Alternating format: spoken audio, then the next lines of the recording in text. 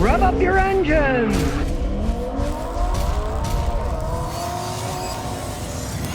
Ronnie says, should I divorce my wife? Now, how can you ask me that question? I don't know your wife. Maybe your wife should divorce you. I don't know. That's a complex thing there, you know? Nothing is ever one-sided. It's always two sides to each story, you know? Maybe she's thinking of getting rid of you. I don't know. I don't know her, so I can't say.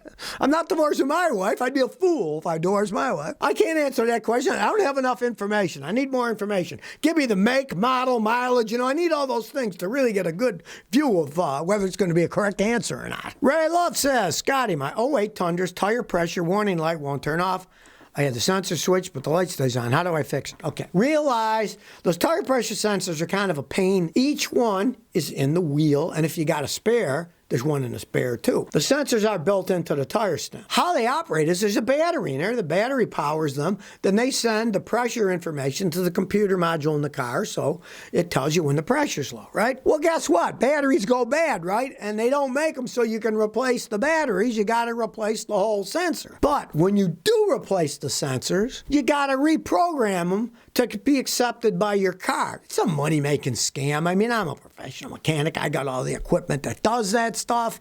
You know, it's not hard for me to do, but it's annoying because if somebody needs all four sensors, you got to take all the tires off. Then you have to take them apart. Then you got to put them back together. Then you have to rebalance the tires. Then you got to put them on the car. Then you got to program them.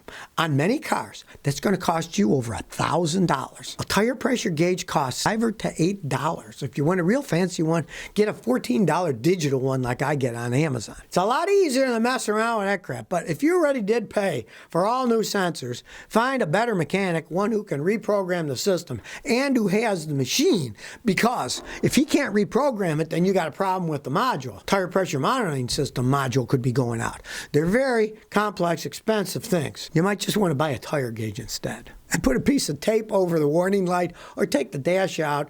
On most cars, those are LEDs. Get an ice pick, break the LEDs so the light doesn't come on anymore. It's not that hard to do. Showstopper Rob says, Scotty, is it normal that your car battery's dead after 10 years? No, it's not normal. You got a really good battery. Now, back in the day, they used to make better batteries. But I read a thing the other day. The average battery in the United States is so poorly made that they don't even last 3 years anymore. They used to last a long time, but they're just generally making them cheaper. Now, the funny thing was, decades ago, there's a company called Optima, and they made spiral batteries. Well, it turns out that spiral's the most efficient shape. That's why snails have spiral shells. It's a big physics thing, right? And they were actually batteries that they made better, and they lasted longer, but they were all made up north. And then they started to make them in Mexico and told the workers, you're the American market. The ones that we're making in Mexico, we're selling to the rest of the world. Well, guess what? A few years later, they shut the factory down in the United States. Now they only make them in Mexico, and they're crap. So they were making them better for a while, but no, not anymore. Now they don't last that long. I ask guys at auto parts stores all the time when I'm there. I'll say, what's your feedback on those spiral batteries? Guys would say, you know, we used to get hardly any of them back, and now it's just first 2-3 years, we get almost all of them back, and they go bad. The quality control in Mexico isn't that good, and they're nothing compared to what they used to be. Jeremy Barrett says, what would cause a grinding noise in the front wheels when I apply my brakes in a Dodge Caravan? My brakes are fine. All right, well, okay, you pulled your brakes off, and you see they're still thick, and there's no worn metal scrapings anywhere. And yeah, your brakes themselves are okay. You might check your wheel bearings because when you hit the brakes, that strains that pull on your brake rotor. The brake rotor's bolted to the hub where the wheel bearings are, and they will often grind that way. Now, let's say the wheel bearings are fine. They're not making any noises. Normally, when wheel bearings go bad, they roar. The faster you go, the faster the roar. Roar, roar, roar, the faster you go. Now, if somebody put really cheap brake pads on, they will grind, but they'll look fine. The best brake pads are a compromise. You want ones that last long, that have really good stopping power, and that don't make too much noise. Well, some of the ones that actually stop the best make the worst noise, and people just don't like it. You ever see race cars going around? Some of them have really noisy brakes, but they work great. Well, they really don't care in a race car the noise their car makes when it's braking, so that's not a big deal to them. They don't care. But most people care. So if you can't find anything else wrong, you got cheap brake pads. And my experience with that is I like the Japanese company Akebono. Akebono makes brake pads for all kinds of cars. And if you have grindy brake pads, even though they're not thin, I put Akebono ceramics on. They don't make any noise at all. They're excellent brake pads. Some people don't care about noise, and they can use whatever they want. But if you care about noise, you want good ceramic brake pads like Akebono that don't make that much noise. But it's always a compromise. You can make them super hard, make a lot of noise. You can make them real quiet and super soft, but then they wear out really fast. Alex Lonut says, what could cause a grinding noise when accelerating on a 2008 Honda Civic? Well, you don't like grinding noises. If you got a standard transmission, it generally means the clutch is wearing, it'll grind. If it's an automatic transmission and the transmission's grinding and you need a transmission overhaul, that's very expensive. But sometimes, if your timing's off, you'll get noise from the engine with the valves and the timing chain because the timing is off. But you got to figure out where that grinding noise is coming from, right? So watch my video, Finding the Source of Car Noises, Scotty. If you want, there's various sound amplifying devices out there. They're all basically the same thing. They got little microphones that have clamps on them, and you clamp them in different parts of the car. I got one that I paid $80 for last year. Chinese, it works fine. It's got 8 separate sensors with wires and 8 receptacles on the sending unit. It came with really crappy headphones, so I used good headphones on. I got some Bud headphones I stuck on them. But when you put those clamps in various areas of the car and let somebody else drive the car, then you wear the headphones and you got the receiving unit with all the 8 holes, and you'd plug the wires in there. You can switch 1, 2, 3, 4, 5, 6, 7, 8 with the switches and listen to the noises.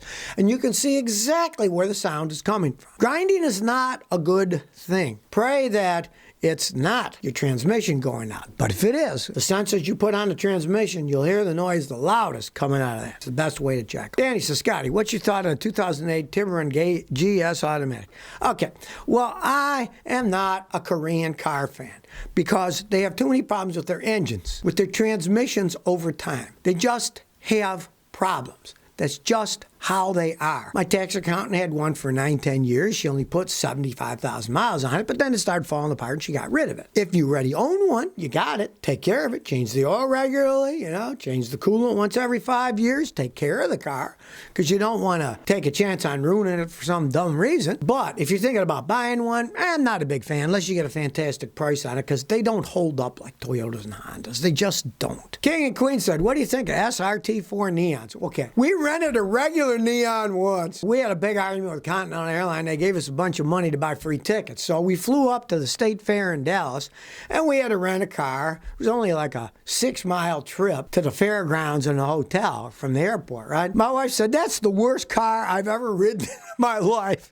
Now, it wasn't an SRT. The SRT Neons were faster, yes. They were standard transmissions instead of the piece of crap automatic one that we rented when we were in Dallas. Oh, the quality wasn't all that good.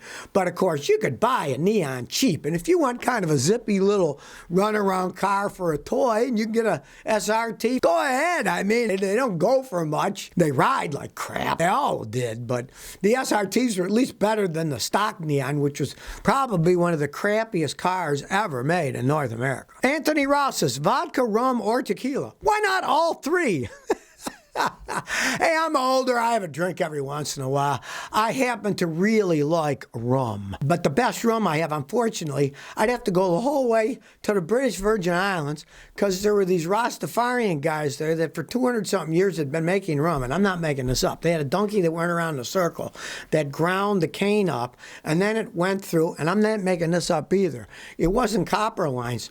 They were bamboo lines with pitch tar holding them together to go into the boiler to make the rum. And the rum was like $6 for the bottle. It was the best rum. My wife doesn't particularly care for hard alcohol, but even she drank that straight. It was so good. But then again, I like Tito's vodka from Austin, and I like a good tequila. When I was a kid once, a friend of mine drank a bottle of old Mr. Boston tequila, a hangover and a headache, and we're sober all during that period of the same night.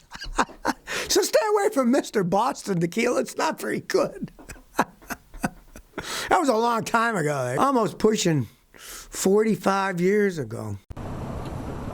So if you never want to miss another one of my new car repair videos, remember to ring that bell.